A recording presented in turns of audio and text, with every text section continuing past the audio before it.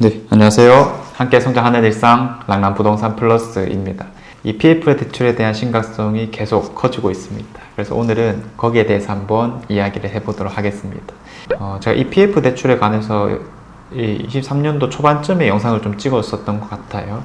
그리고 이제 벌써 1년 정도가 훌쩍 지나갔는데 이 심각성은 갈수록 더욱 커지고 있습니다. 자, 최근에 이제 이 부동산 PF 정책 방향 발표가 되었고요. 같은 날에 무려 5개의 자료가 나왔습니다. 첨부 자료들과 보도 자료들이 합쳐진 건데 문제점들이 계속 두드러지고 있다 보니까 이제까지도 노력을 해왔지만 앞으로 좀 더 이제 잘 해보겠다 이런 취지의 내용들이었습니다. 그래서 PF 대출을 기본적으로 좀 이해를 하고 있을 필요가 있는데요. PF 대출 구조를 설명해주는 그림이 여러 개가 있는데 오늘은 이게 이제 가장 잘 보여주지 않나 싶었습니다.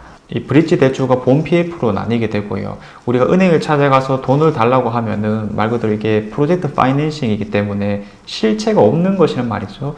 그러면 땅을 매입할 자금부터가 애초에 없다 보니까 그걸 어떻게 매수할까? 은행에 찾아가겠지만은 사실 돈을 빌려주진 않겠죠. 그래서 우리가 브릿지 대출이란 것을 좀 이용하게 되고요. 그렇게 해서 이제 어찌어찌 땅을 매입하게 되면 본 PF 대출로 이제 변환시키게 되는 겁니다. 그래서 이게 구조적으로 보면은 레버리지를 정말 극대화하는 거죠. 우리가 최근 대구에서도 사례들이 많이 나왔는데 3억 정도의 자본금을 가지고 회사를 설립하고 수백억의 돈을 빌려서 이렇게 건설 사업을 진행하는 케이스들은 우리가 많이 봤을 겁니다.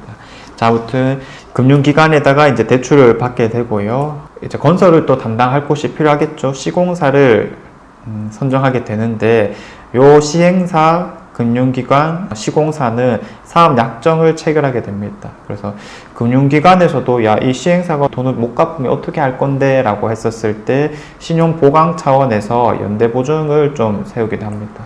그래서 책임 준공이라든지 이런 보강이 이루어지게 되는 거고요. 작년쯤 해서 울산에서는 대우가 책임 준공 확약으로 인해서 그냥 400억을 물러주고 취소했다 이런 케이스도 나오기도 했었습니다. 자, 아무튼 이런 3박자가 일단 가장 중요한 구조가 되겠고요. 시행사 입장에서는 유동화 SPC를 세우기도 합니다. 특수 목적 법인이라고 얘기를 하는 거죠. 이때 이제 ABCP라는 것을 발행하게 되는데 기업 어음입니다. 쉽게 말해서 돈을 이제 좀 끌어오기 위한 기업 어음이라고 볼 수 있는데 이거를 이제 투자자에게 발행을 해주는 겁니다. 그래서 투자자는 돈을 투자하는 개념이 되는 거겠고요.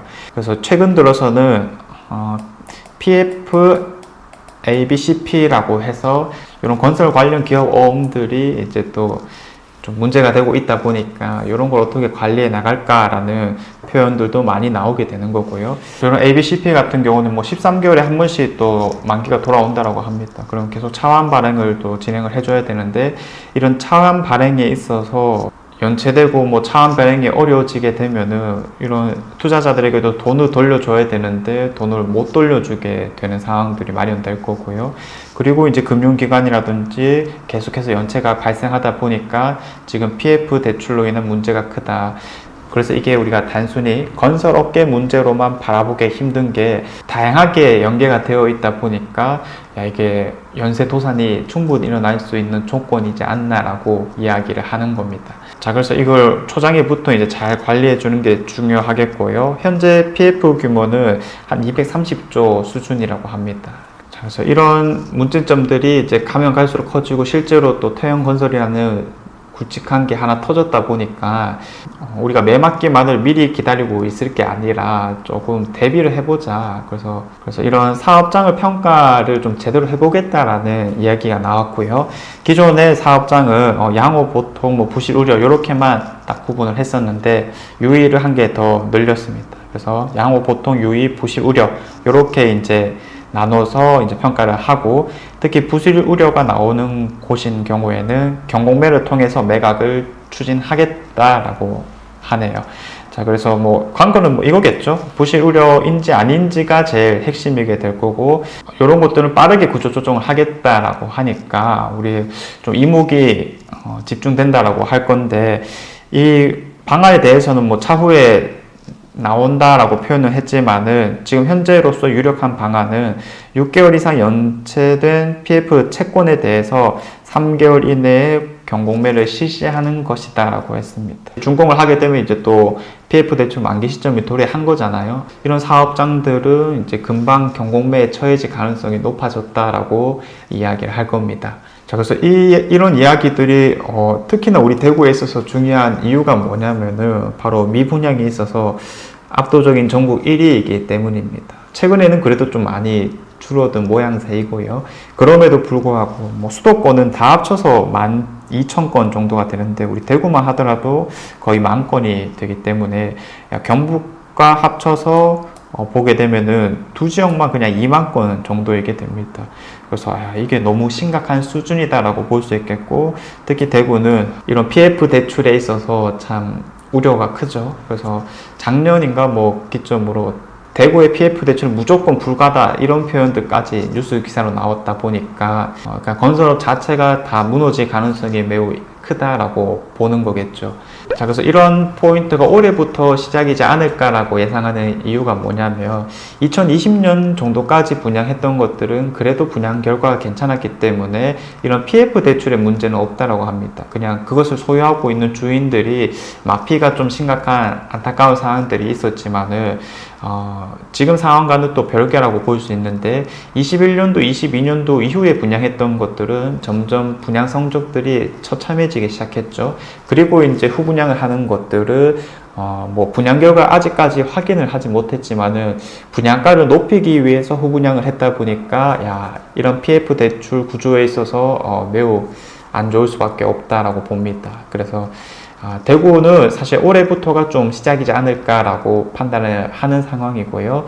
입주를 하고 나서 1년 이내에 이런 경공매 절차들이 나올 가능성이 매우 높아졌다라고 봅니다. 그러면 우리가 참고할 수 있는 사례는 있긴 했거든요. 바로 방금 말씀드렸던 빌리브 헤리티지인데, 그러면 이제 단순히 우리가 PF 대출 문제가 심각하다 해서 그치는 것이 아니라 더 나아가 보면은 이런 경공매 절차까지 취했을 때 어떤 결과가 나느냐가 핵심일 수밖에 없겠죠. 그러면 이제 유찰이 되면서 가격이 낮아지고 이런 게 사실상의 할인 분양 형태라면 할인 분양 되었을 때는 분명 계약하는 건수들이 눈에 띄게 늘어나기도 했었습니다. 그래서 관건은 결국 가격일 수밖에 없다라는 게 좀 비춰지는 상황이고, 이게 뭐 시간을 끈다고 시행사가 해결할 수 있는 문제가 전혀 아니다 보니까 얼마나 확실하게 이 할인 분양을 진행할 수 있느냐가 제일 중요하지 않을까 싶습니다. 그럼 어찌어찌 해결은 될 테니까요.